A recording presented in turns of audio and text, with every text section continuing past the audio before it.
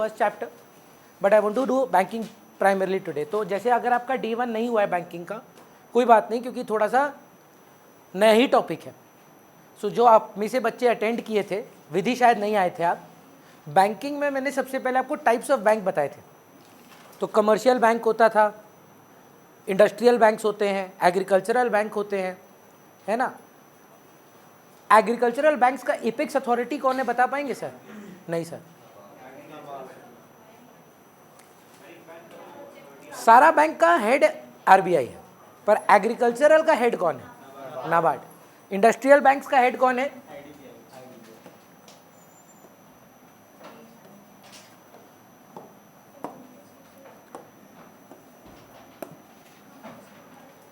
तो ये हम लोगों ने डिस्कशन किया था टाइप्स ऑफ बैंक्स के बारे में। फिर सर हम लोग प्राइमरीली बात किए थे कमर्शियल बैंक्स का फंक्शंस।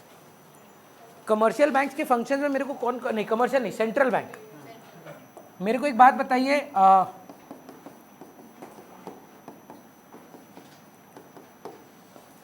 ऋषभ, पहला फंक्शन क्या था?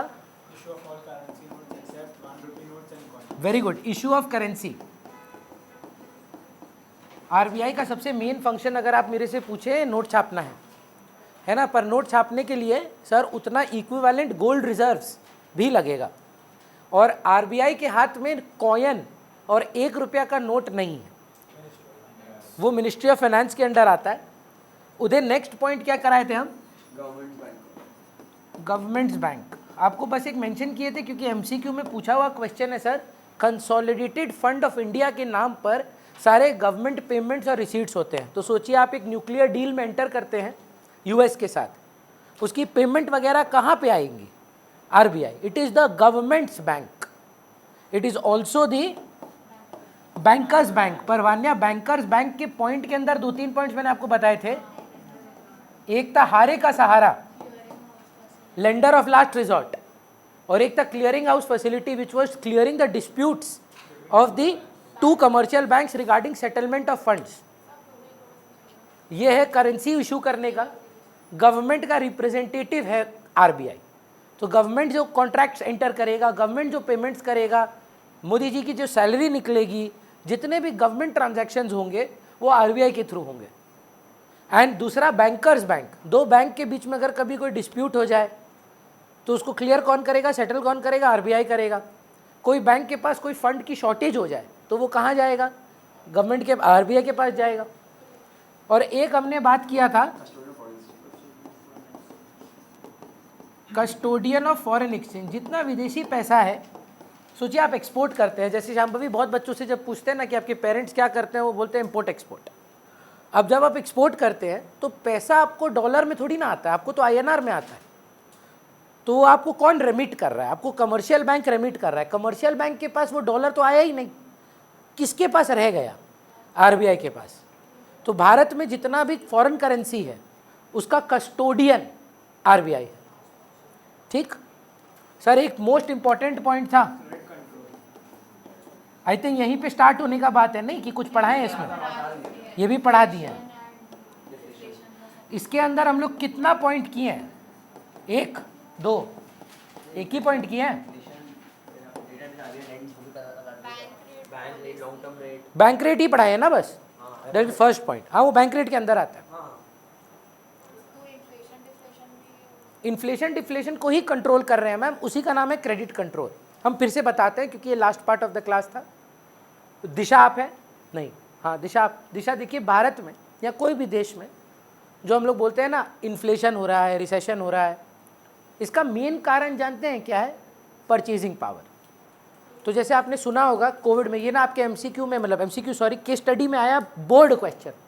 तो हो सके तो एक बार क्लास के बाद ना 5 मिनट बैठिएगा, हम आपको बोर्ड क्वेश्चन दिखाएंगे बैंकिंग का क्या आया related to national income. Banking का question related to national income. बोला 23% जीडीपी गिरा जब कोविड हुआ। 23% जीडीपी। एनुअली सर हम 4% भी नहीं बढ़ रहे हैं, और गिर गया, ये नहीं कि कांस्टेंट रहा, गिर गया 23% जीडीपी। अब आप हमको बताइए जुगल, ये क्यों हुआ? भारत में आउटपुट क्यों गिरा? क्यों प्रोडक्शन बंद हुआ सर? ये तो बोलना गलत होगा जस्ट बिकॉज फैक्ट्री बंद हुआ तो सारा पूरा ही प्रोडक्शन बंद हो गया। फैक्ट्री खुली भी तो फैक्ट्री क्या पूरा 1 साल बंद रहा? कि ठीक है एक लॉकडाउन का पीरियड था 20-22 दिन का जहां बंद था। हम आपको बोल रहे हैं क्वार्टर में तो 90 दिन है, 1 साल में भी हम -12% पे थे 1 साल में। क्यों?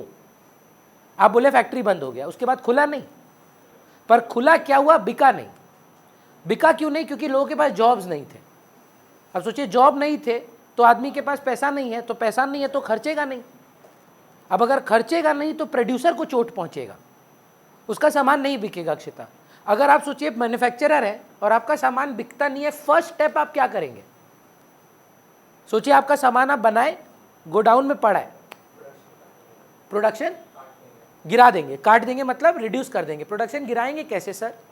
जॉब से आदमी को निकालेंगे, people will lose their jobs कि अरे नहीं बिक रहा, हम तुमको कैसे अफोर्ड करें, ये करंट इन्वेंट्री ही नहीं बिक रहा है मेरा, तो आप कल से काम पे मत आए। अब उसका मतलब साइकिल इफेक्ट देखिएगा, आप किसी को जॉब से निकालेंगे तो उसका खर्चा नहीं होगा। लाखों करोड़ों लोग जब खर्चा नहीं करेंगे तो बिजनेसेस नहीं चलेंगे, बिजनेसेस नहीं चलेंगे तो लाखों करोड़ों के जॉब्स फिर जाएंगे, परचेजिंग पावर कट जाएगा, एज ही सेड जीडीपी गिर जाता है। यहाँ पर गवर्नमेंट इंटरफेरेंस ज़रूरी है। तो अगर आपको कोविड का टाइम याद हो, आप बहुत छोटे थे, ये सब टर्म्स आप शायद नहीं जानते, आप 10वीं में थे, तो क्या हुआ था ना, गवर्नमेंट ने एक मोरेटोरियम दिया था। मोरेटोरियम का मतलब ये था जिन जिन के लोन लिए गए हैं उन पे 1 साल का ब्याज माफ। बोल रहा नहीं है परचेजिंग पावर ना, हम समझते हैं ये बात, खर्चा करो ना तुम। होम लोन्स का रेट गिरा दिया गया, कार लोन्स का रेट गिरा दिया गया, क्योंकि अगर टाटा गाड़ी बेचेगा नहीं तो टाटा फैक्ट्री में गाड़ी बनाएगा नहीं। अब टाटा जब गाड़ी बनाएगा नहीं तो करोड़ों लोगों के जो आउट जॉब्स है वो नहीं होंगे। अब वो टाटा में करोड़ों लोग के जो आदमी काम कर रहे हैं वही तो जाकर आरकेसी से ट्यूशन लेते हैं, आपके बिजनेस से सामान खरीदते हैं, आपके ऑफिस में आते हैं। वो आपके ऑफिस में नहीं आएंगे, आरकेसी नहीं आएंगे, हम नहीं पढ़ा पाएंगे। हम नहीं पढ़ा पाएंगे तो हम एसी नहीं ले पाएंगे, खोसला का सेल नहीं होगा। खोसला का सेल नहीं होगा, वो 4 आदमी बैठा देगा अपना बिजनेस में से। जब वो 4 आदमी के यहाँ जो पैसा आया था वो नहीं आता है तो वो जो सामान खरीदता था वो लोग वेंडर्स से, स्पेंसर से, वो नहीं खरीद पाएगा। स्पेंसर बोलेगा मेरा माल तो बिक नहीं रहा, आप लोग 10-12 लोग काम पे मत आओ। वो 10-12 लोग फिर खर्चा नहीं कर पाएगा। एंड अब जो बोलते हैं ना bowling effect, that snow bowling बोलते हैं शायद इसको, बढ़ता जाएगा बढ़ता जाएगा बढ़ता जाएगा अगर गवर्नमेंट बीच में इंटरफेरेंस नहीं किया तो। गवर्नमेंट को करना क्या है? लोगों के हाथ तक पैसा पहुंचाना है या पैसा रोकना है। रिसेशन के टाइम पर लोगों को पैसा हाथ में दीजिए, परचेजिंग पावर क्रिएट करिए, और इन्फ्लेशन के टाइम पर पैसा लोगों को रिस्ट्रिक्ट करें। सो पहले तो समझिए कंट्रोल का मतलब क्या हुआ। इन्फ्लेशन में भी हो सकता है, रिसेशन में भी हो सकता है, इंक्रीज भी हो सकता है, डिक्रीज भी हो सकता है। जिसमें से फर्स्ट पॉइंट हमने जो किया था वो था बैंक रेट, जिसके अंदर बैंक रेट मात्र नहीं था, रेपो रेट भी था, रिवर्स रेपो रेट भी था, और एक आपको मैंने मेंशन कर दिया होगा लेंडिंग रेट बोलकर भी एक चीज होता था जो यहां रेलेवेंट नहीं है। महंगाई कम नहीं बोलिए, हर चीज सस्ती होती जा रही है, चीजों का दाम गिरते जा रहा है। अब जो सुन के अच्छा लग रहा है ये इकोनॉमी के लिए एक डिजास्टर है। 1929 में एक चीज हुआ था जिसको वो लोग नाम दिया था great depression. So first world war के बाद पूरा यूरोपियन इकोनॉमी कोलैप्स कर गया। क्यों कर गया? अब आप पढ़े 1914 से 1917 तक प्राइम वर्ल्ड वॉर का टाइम था। Now war is one of the worst expenditures of a country. कारण यह है कि आउटपुट कुछ होता नहीं है, गोली बारूद में आप मार दिए, सारा खत्म हो गया। पॉपुलेशन का तो इम्पैक्ट ही मत सोचिए, खाली खर्चा उर्चा सोचिए, परचेजिंग पावर खत्म, हर चीज पर सर डबल टैक्स। गवर्नमेंट ला कहाँ से रहा था? मशीन ये सब बंदूक वगैरह, हर चीज पर सेस लग रहा था, हर चीज पर डबल टैक्सेशन, हर चीज महंगी हो गई, आउटपुट गिर गया, लोग अफोर्ड नहीं कर पाए, प्रोड्यूसर धक्का खा गया। लगभग 20 से 25 साल लगे इनको उस ग्रेट रिसेशन से निकलने में, ग्रेट डिप्रेशन से निकलने में, उसके बाद 1940s में जाके सेकेंड वर्ल्ड वॉर हो गया। फिर उन्होंने ये डिसाइड किया कि जीवन में उसके बाद कभी ये वॉर नहीं होना चाहिए। लोग मरे ठीक है, समझ में आता है, पर सबसे ज़्यादा नुकसान बिजनेस का होता है। जैसे इकोनॉमिक्स में ना बहुत आपको वेरिएड ओपिनियंस मिलते हैं। आज तक कोई भी इकोनॉमिस्ट ये नहीं बोला है कि war is a good thing for the economy. War is a necessary thing, है ना। एक पोस्ट था सर, हम पढ़े थे, that if people say that war is bad, why does every country have a defence budget? It is important to have it, no doubt about it, but the repercussions of a war, defence अलग है, war is disastrous, है ना। Life का अगर बात नहीं करते हैं, खाली इकोनॉमी का बात करें, वो आपकी इकोनॉमी को तोड़कर चली जाएगी। तो रिसेशन का मतलब महंगाई कम नहीं बोलेंगे, प्राइसेस का वैल्यू कमते जा रहा है ये मानेंगे। अग्रीड? तो सर यहां क्या करें? बैंक रेट है, हम आरबीआई बने थे, ये 4-5 लोग जो इधर हैं, 6 लोग, और ये सब पब्लिक है, और ये लोग कमर्शियल बैंक्स हैं। मेरा ना डीलिंग डायरेक्टली इनसे है, आप लोग से नहीं है। तो मैं क्या चाहता हूं, इन्फ्लेशन के टाइम पे ये आपको लोन पर लोन देते रहें, आपका परचेजिंग पावर बढ़ाते रहें, कि काटना चाहता हूं मैं परचेजिंग पावर? तो ये लोग ना हमसे लोन लेते हैं। शॉर्ट टर्म लोन का नाम है repo rate, long term loan का नाम है बैंक रेट। तो अब हम इनको लोन देते हैं 8% पे, तो आप लोग को कितना पे मिलता होगा? 9, 8, 10, 12, जो भी, 8 से ज़्यादा, नहीं तो प्रॉफिट कैसे कमाएगा ये? अक्षिता, इन्फ्लेशन के टाइम पर हमको इनका रेट क्या कर देना चाहिए? गिरा देना चाहिए, सस्ता कर देना चाहिए, कि महंगा कर देना चाहिए? महंगा कर देंगे, क्योंकि फिर इन टर्न ये लोग भी महंगा करेगा। फिर अवनी बोलेगी नहीं हमको गाड़ी इस साल नहीं लेना है, कार लोन महंगा पड़ गया, हमको क्रेडिट कार्ड स्वाइप नहीं करना है, 36% इंटरेस्ट चल रहा है। So I will restrict their purchasing power by increasing bank rate and repo rate. कई बार हमको लोन लेना पड़ जाता है, जानते हैं, रिवर्स रेपो रेट। हमेशा शॉर्ट टर्म ही होगा, आरबीआई को कभी लॉन्ग टर्म लोन लेना पड़ सकता है क्या? आरबीआई है, शॉर्ट टर्म ही होगा। तो वो ना 8% था, और श्याम भाभी आप पब्लिक को 9% पे देते थे, तो 8% मेरे पास, पब्लिक पे 9%, आपके लिए ज़्यादा प्रॉफिटेबल क्या होगा, मेरे को देना कि पब्लिक को देना? पब्लिक को देना। मैं उसका 10% कर देता हूँ। अब आप किसको ज़्यादा प्रेफर करेंगे?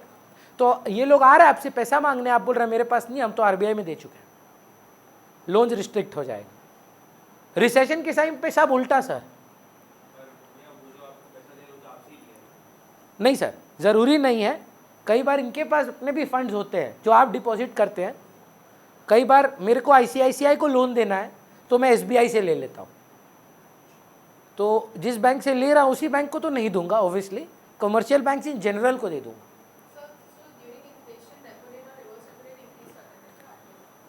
तीनों रेट बढ़ेंगे, इन्फ्लेशन के टाइम पे तीनों बढ़ेंगे ईशानी, और रिसेशन के टाइम पे तीनों गिरेंगे। अग्रीड है सर? लेंडिंग रेट तो मेरे हाथ में नहीं है ना सर, इनके हाथ में है, जो ऑब्वियसली सर, नहीं तो प्रॉफिट नहीं कमा पाएंगे। अब समझने का कोशिश करिएगा, मेरे को पहले बताना चाहिए था। महक, this credit control is divided into 2 parts, quantitative and qualitative. तो इस साल से ना मैंने डिसाइड किया है, नेक्स्ट ईयर से, आप लोग के साल से नहीं, नेक्स्ट ईयर से I would want to restrict the number of students. भगवान का कृपा से अच्छा बहुत ओवरवेलमिंग रिस्पॉन्स रहता है ना, भरा भरा क्लास जाता है, अच्छा रहता है, पर क्या होता है ना, कई बार हमको लगता है फिर क्वालिटी इम्पैक्ट कर जाता है। सो उदय हम एक टेक्निक यूज़ कर रहे हैं, फर्स्ट कम फर्स्ट सर्व। जो बच्चा पहला हम लोग का ग्रुप में 150 जाएगा, बस उनको लेंगे, उसके बाद एडमिशन्स बंद।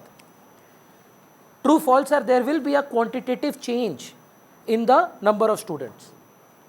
हाँ भैया, जहाँ 170 180 जाते थे, आप 150 पे बंद कर देंगे, पर दिशा इसमें क्वालिटी ऑफ स्टूडेंट्स में कुछ चेंज आएगा क्या? देखिए, फर्स्ट कम फर्स्ट सर्व में भगवान ना करे सारा लल्लू बच्चा अगर पहले ज्वाइन कर ले, तब नंबर ऑफ स्टूडेंट्स तो रिस्ट्रिक्ट हो रहा है, पर क्वालिटी ऑफ स्टूडेंट्स नहीं देखा जा रहा है। लेकिन सोच, अगर जुगल हम ये बोले कि फर्स्ट कम फर्स्ट सर्व नहीं होगा, हम एक एंट्रेंस एग्जाम लेंगे, और उस एंट्रेंस एग्जाम में जो बच्चा का 50% आएगा या 60% आएगा, हम उसको ही वो बस ट्यूशन में लेंगे। नंबर्स उसमें भी रिस्ट्रिक्ट होंगे ma'am.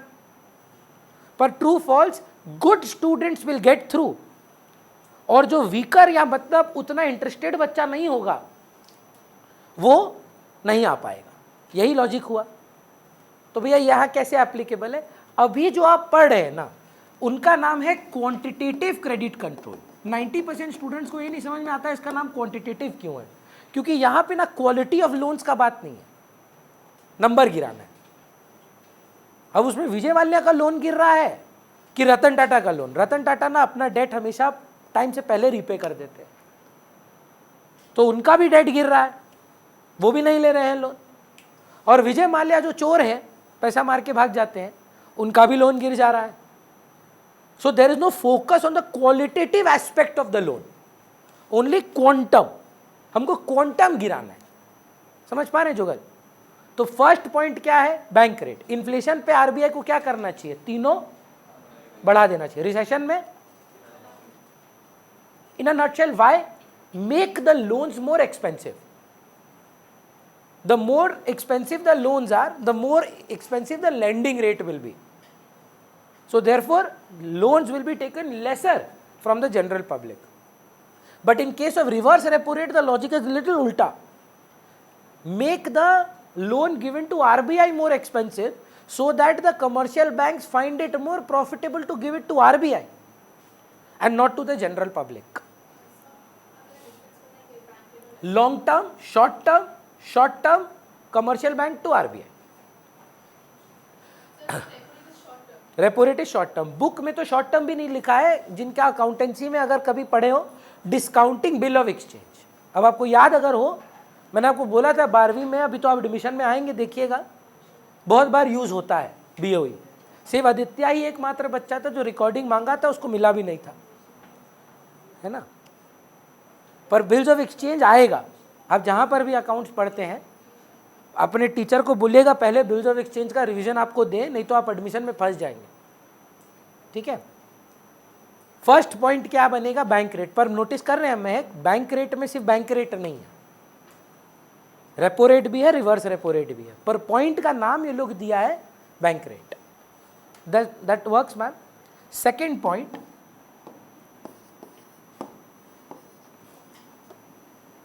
Sorry, LRR, legal reserve ratio. पहले समझ लीजिए, उसके बाद आप आंसर करेंगे। अंजलि आप आंसर करिएगा मैम, बहुत इंटरेस्टिंग पॉइंट है। Second point of credit control, quantitative credit control. First point was bank rate, which had 3 points in it: bank rate itself, repo rate and reverse repo rate. Now the second method which RBI will control the credit would be LRR or legal reserve ratio.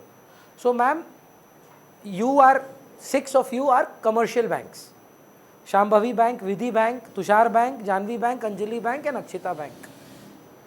So you have deposits, right, from your customers. I will allow you only a certain amount of money that will be advanced as a loan to the general public. For example, Akshita आपके bank में कोई भी random amount बताइए जो आपको deposits मिलते हो, 100 crore. So how much money do you have right now with you of the customers? कोई एफडी किया, कोई आपके बैंक में एफडी करता है, कोई आपके बैंक में सेविंग्स बैंक अकाउंट खोलता है, कोई आपके बैंक में करंट अकाउंट खोलता है। आपके बैंक में टोटल में कितना पैसा आया?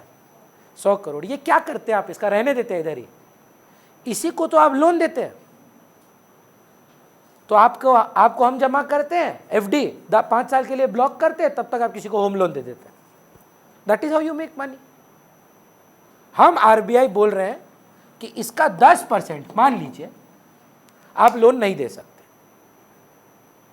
ये जो 10% हम अपने पास ब्लॉक कर लिए, इसका नाम है CRR। अभी लिखिए मत, हम डिक्टेट कर देंगे, पहले समझ लीजिए, थोड़ा टेक्निकल है। Cash reserve ratio is the ratio that the central bank keeps it with itself. मतलब ये ना आपको मेरा अकाउंट में डिपॉजिट कराना पड़ता है, ये आपके पास नहीं रहता। आप कौन है? Commercial bank. तो विधि आपके पास कितना पैसा था? 100 करोड़। हम आप कितना ब्लॉक करवा दिए? 10%। आप कितने का लोन दे सकते हैं? 90 करोड़। बताइए ना, इन्फ्लेशन पे इसको क्या करें, रहने दें, बढ़ा दें, गिरा दें? भैया 50% कर दीजिए। सर गूगल करिएगा, जब डीमोनेटाइजेशन हुआ था क्या था याद है? 500 और 1000 रुपये ऐसा बैंक में जमा करो पुराना वाला, कितना क्रेडिट आया होगा बैंक में, सोचिए कितना डिपॉजिट हुआ होगा भारत में, सोच के एक बार देखिए, मतलब लाख करोड़ों में अमाउंट्स गए थे। सोच अगर ये बैंक्स इतने का लोन दे देते पब्लिक को, इकोनॉमी कोलैप्स हो जाता। नवंबर से लेके मार्च तक जितना डिपॉजिट्स था, आरबीआई 100% सीआरआर कर दिया, मतलब लोन नहीं देने देंगे, आप मेरा इकोनॉमी तोड़ देंगे पूरा, you can not give loans. Government बोला नहीं अलाउ करते हम ये डीमोनेटाइजेशन। 8 नवंबर से लेके 31 मार्च तक लोन्स अलाउ ही नहीं किया, बोला पुराना फंड्स अगर है उसमें से लोन अगर आप दे रहे हो चलेगा, बट एनी न्यू डिपॉजिट्स, तो मतलब सारा डिमोनेटाइजेशन वाला ही डिपॉजिट था। 8 नवंबर के बाद डिपॉजिट कौन किया है? हम लोग ही तो किए हैं। हर आदमी के घर में जो 500 1000 के पुराने नोट थे वो तो यूजलेस थे, हमको तो जाके जमा ही करना पड़ा था। अब सोचिए कितने का पैसा आया होगा बैंक्स में, 1 लाख करोड़ इनके बैंक में आया, 15 लाख करोड़ इनके बैंक में आया। अब अगर यही इनको पब्लिक के हाथ में दे देते, ऐसा परचेसिंग पावर बढ़ जाता, गुड्स तो बढ़ा नहीं बल्कि डिमोनेटाइजेशन में इकोनॉमी हिट कर गया, प्रोडक्शन गिर गया, जॉब नहीं है, पैसा नहीं है दे पा रहे, काला धन चला गया, परचेसिंग पावर रिड्यूस हो गया, क्रम्बल कर जाता है इकोनॉमी। तो बोला उस टाइम पर, अभी तो ऐसा नहीं कर सकते, लगभग 3 से 4% ही रहता है, हम 10% दे रहे हैं मैथमेटिकल इजी करने के लिए। रिसेशन के टाइम पे क्या करना चाहिए मैम? 0 कर दो ना, दे भाई जो लोन देना है दे। तो सर सीआरआर क्या हुआ आदित्य?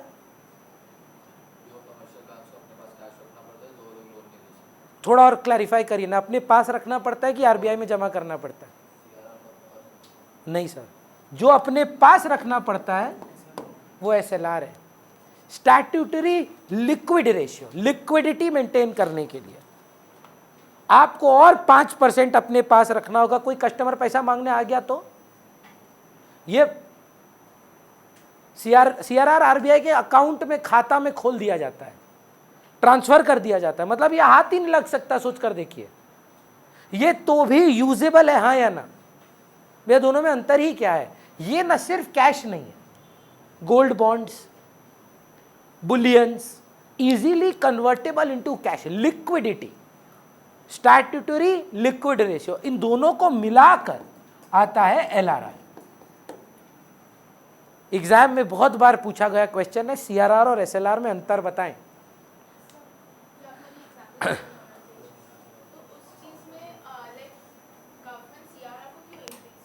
नहीं चाहता था लोन दे उस पैसा से ना लोगों को, अगर लोन दे देता, खाली सोचिए पैसा तो वापस लोगों के हाथ में आ जाता ना, सामान तो बना नहीं उतना, तो पूरा इकोनॉमी में तो सिर्फ इन्फ्लेशन ही हो जाता।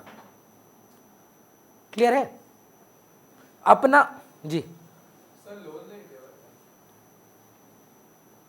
यस। तो ईशानी एक डिफरेंस बताई, हमको लगता है बहुत क्रिस्प डिफरेंस है। बोली CRR is deposited to the RBI, it is created in a special account which stays and is maintained by the central bank, whereas SLR is kept with the commercial bank। कि हाँ ठीक है यार, customer आके पैसा मांग सकता है तो 5% और आपको रखना पड़ेगा। ये दोनों रेट कौन डिसाइड करके देगा? आरबीआई। सोचिए इन्फ्लेशन चल रहा है, जरूरी है कि सिर्फ सीआरआर या सिर्फ एसएलआर बढ़ाएं? दोनों भी तो बढ़ा सकते हैं। एग्जाम में हम एलआरआर लिखते हैं, दोनों को एक्सप्लेन करते हैं, सिर्फ सीआरआर भी मत लिखिए, सिर्फ एसएलआर भी मत लिखिए। सोचिए रिसेशन चल रहा है, आरबीआई क्या बोलेगा? भाई दे दे, जो है सब लोन दे दे, कुछ मत रख अपने पास। अब सोचिए अगर सब दे दिया, अगर बोल रहा अब आ गया कोई पैसा मांगने, तो हम है तो लेंडर ऑफ लास्ट रिजॉर्ट, हम भेज देंगे अपना गाड़ी तुम्हारे पास, तुम दो लोन। प्रॉब्लम अभी यह है कि लोग खर्चा नहीं कर रहे हैं।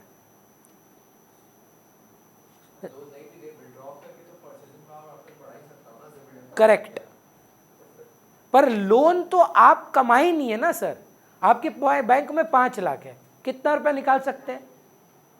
5 लाख। आपके बैंक में 5 लाख, कितना विड्रॉ कर सकते हैं? 5 लाख। पर आपके बैंक में 5 लाख है, आपको मार्जिन मिला हुआ है 4 गुना का, मतलब लोन दे सकते हैं आपको हम 4 गुना का। तो आपका परचेसिंग पावर 5 लाख से बढ़ा कि 20 लाख से? हम ना बोस्ट नहीं कर रहे हैं सर, पर हमको ना क्रेडिट कार्ड से सख्त नफरत है, सख्त नफरत है। हम हमेशा सबको एक बोलते हैं, आप क्रेडिट कार्ड पे सिर्फ तभी साइन करना अगर अगला महीना पेमेंट करने का कैपेसिटी रखते हो। कभी भी क्रेडिट कार्ड में ऐसा मत सोचना तोड़ तोड़ के दे देंगे। उसी का कारण से आदमी डेट पे और अपना इंटरेस्ट, अपना जीवन खराब करता है। कितना फैमिलीज को देखे हम, पता है, अपना फाइनेंशियल खराब करते हुए बिकॉज ऑफ क्रेडिट कार्ड्स। क्या बोलता है जानते हैं जुगल? 3% ही तो है, 3% पर मंथ है सर। इससे महंगा ब्याज आपको जीवन में नहीं मिलेगा। 36% पर एनम, 36% पर एनम। समझ रहे हैं मैम? अगर आप 1 लाख क्रेडिट कार्ड पे साइन करते हैं और आपका मिनिमम पेमेंट का कॉन्सेप्ट है, छोड़ना मिनिमम पेमेंट कर देते हैं, तो 20,000 पे किया आप 20%, 80,000 पे आप जानते हैं कितना परसेंट ब्याज लगेगा? 3%। Not per annum sir, you have done this in accountancy. 3% is for 1 year, you have not paid for 1 month, so it is not 3% into 1/12, 3% flat. So that means if somebody is paying an unpaid amount of 80,000 for a year, he is paying 36% on 80,000 rupees. And you know the irony, next month के bill में 80,000 plus 3% आएगा। Credit card में 3% जो ब्याज है ना, आपको लग रहा है भैया 3% में क्या रो रहे हैं आप? अरे 80,000 है ना, 8 लाख हो तो 8 लाख का 3% ब्याज सोचना, 36% सोच। Only use a credit card. If I can teach you anything that you can use in apply in real life, only use a credit card when you have the payment capacity of with in 1 month, otherwise never use it. उतना चीज खरीदो जो bank में जितना पैसा है या cash में हाथ में कितना है, वही आपका रियल औकात है। ये लोग ना पीछे पड़ जाता है। और हम आपको अपना क्रेडिट कार्ड अभी दिखा सकते हैं, 14.5 लाख रुपए का लिमिट दे के रखा हुआ है मेरे को। 14.5 लाख रुपया ना कमाने में हमको कितना महीना लग जाएगा? बोल रहे आप एक स्वाइप पे करके आके जब चाहे कर सकते हैं। ये 14.5 लाख का जो परचेजिंग पावर हमको मिला है ना, ये मेरा इनकम नहीं है। वो बोला जितना बैंक में वो भी तो विड्रॉ कर सकते हैं। अरे विड्रॉ करने का क्या जरूरत है, जीपे कर दो, वो तो परचेजिंग पावर ही है। चेक काट के दे दो, विड्रॉ क्यों करना है? बट क्रेडिट कार्ड आपका जीवन को पूरा बर्बाद कर सकता है। तो बोल क्या रहा है ये लोग, नोटिस करिए, ये लोग बोल रहा है कि इन्फ्लेशन के टाइम पे सीआरआर और एसएलआर दोनों को ही बढ़ा दीजिए। पर ज़्यादा जरूरी शांभवी क्या रहेगा, सीआरआर और एसएलआर का डिफरेंस। तो एक डिफरेंस तो वो ऑनलाइन में बोली कि CRR is kept with the RBI and SLR is kept with the commercial bank. और क्या अंतर है? This is also in liquid assets like current investment, marketable securities etc. This is purely and purely a deposit amount.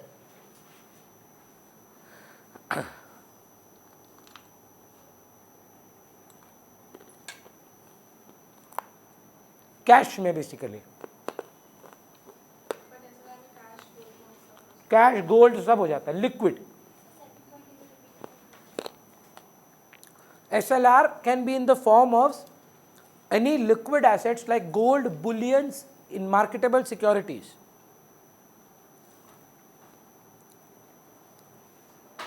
Whereas CRR is purely in cash. Cash मतलब यहाँ cash नहीं है, समझ रहे हैं ना, बैंक डिपॉजिट है, इतना पैसा जमा करो। उदय आपका अंग्रेजी कैसा है सर? उधारी को इंग्लिश में क्या बोलते हैं? क्रेडिट, क्रेडिट ट्रांजैक्शंस बोलते हैं ना। और नगद को नहीं सोच, उधारी का मतलब purchase goods on credit. What would be the opposite is that? Cash. अब purchase goods in cash via cheque, बच्चा बोलता है गलत है, नहीं सही है। कैश का मतलब नगद। अब नगद आप पेटीएम से करो, जीपे से करो, क्रिप्टो में करो, काइंड में करो। नगद का मतलब समझते हो क्या है? मतलब अभी पेमेंट किए हैं। जब आप कैश लिख रहे हैं ना, बच्चा को लग रहा है हम कैश लिखवा रहे हैं, वो कैश विड्रॉवल, नहीं, बैंक ट्रांसफर। आरबीआई के पास जितना कमर्शियल बैंक के पास पैसा है 1% वो आरबीआई में ट्रांसफर कर देता है, कैश नहीं भिजवाता है। क्लियर है? पक्का? चलिए तीसरा पॉइंट पे आते हैं। ये वाला बहुत ब्रिलियंट पॉइंट है।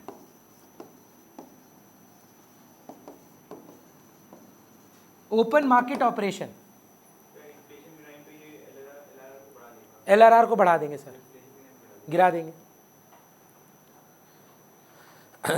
अभी तक हम आपको क्या बताए, हम किसके थ्रू काम कर रहे थे ma'am? As RBI, who was I working through? कमर, because I was not interacting with you guys. So ये मैं हूं। क्या बोला? मर्क्यूरी, पेट उठ है। ठीक है, बहुत मेहनत से आता है ये पेट, तुमको मालूम है। यहां पे आया आरबीआई, और यहां पर हैं अलग अलग कमर्शियल बैंक्स, और यहां पर है हमारा बॉडी बिल्डर ऋषभ, जो दूसरा का बॉडी के ऊपर मजाक उड़ा रहा है ना? अभी तुम सच बता, तुम मिर्ची लगा के बोल रहा है कि हमको? इसको तुम लड्डू बोला था। देख तेरा ना झूठ पकड़ा गया। हाँ?